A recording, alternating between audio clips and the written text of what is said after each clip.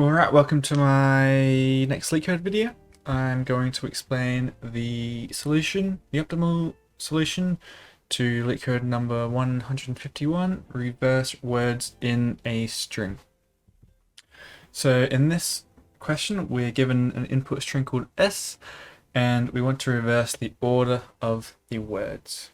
So a word is defined as a sequence of non-space characters, and the words in S will be separated by at least one space.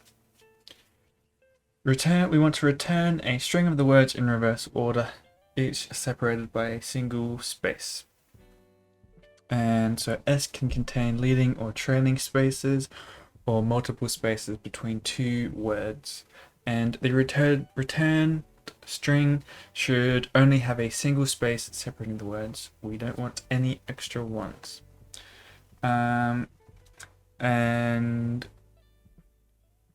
we want the best solution for this question straight up.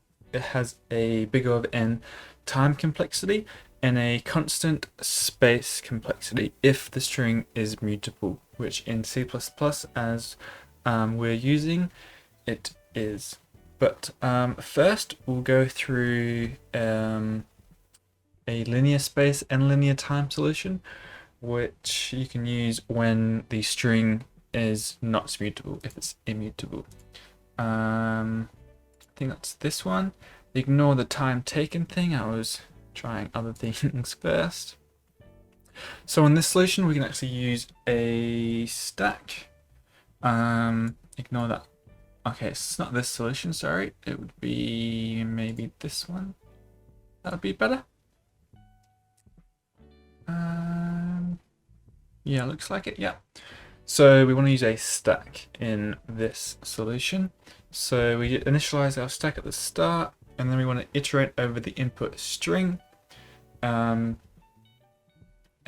we want pretty much to get two pointers. One pointer starting at the start of the word, and the next one pointing at the end of that word. And then we want to add that one to the stack, and then move on to the next word. So to do that, we can use a for loop, starting at 0 and going to the end. That will act as our left pointer. And so straight away, if it's pointing at a space, we can just continue.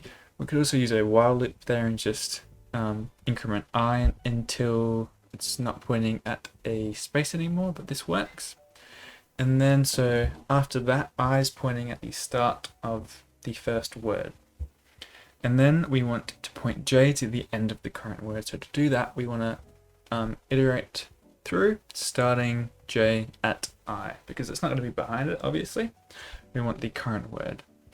And so if the next character is a space where it's at the end of the word, then that means J is currently pointing at the end of the current word.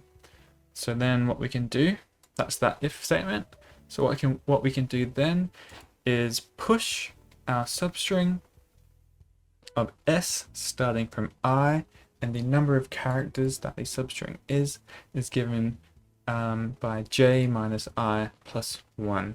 So if the first word is 1 character long and it's at the very start, I and J will both be 0, so we would push onto our stack a substring in S starting at the start, and it would be 1 element long, which would be correct there. So we push the word onto the stack, and then now we want to start I from the end of the current word. So we just set I to be equal to J, and then we break out of this J for loop, and then we go back up here and continue, and we just repeat that. Now what we want to do is just build our result string. So what we just do is we just add the string, add each element in the from the top of the stack to the string. So all we do is just while the stack is not empty, while there's a word in there still, well, we need our result string first, sorry. We want to start with our result string is empty at the start, and then while there's something in the stack, all we do is add the next word to the string. and then add a space as they're separated from spaces. And then of course we want to pop that string off the stack so that we don't keep adding it over and over again. Otherwise we would get stuck in an infinite loop. And then as you can see from here, we would end up with one space left at the end. So all we do to get rid of that trailing space is use erase and just erase one element from the very end of the string.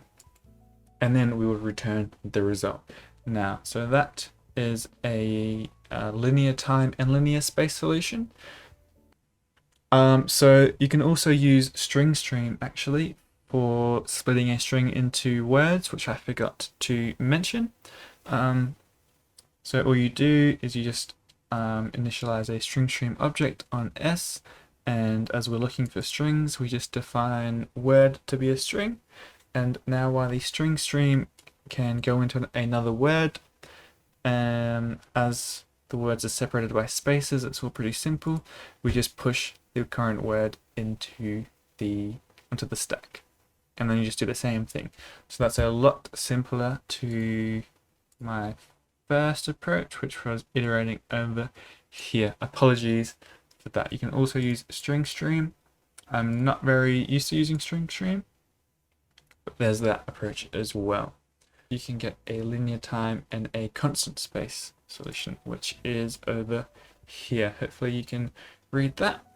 So first off, what we actually do is we want to reverse S and then go through and reverse each word again.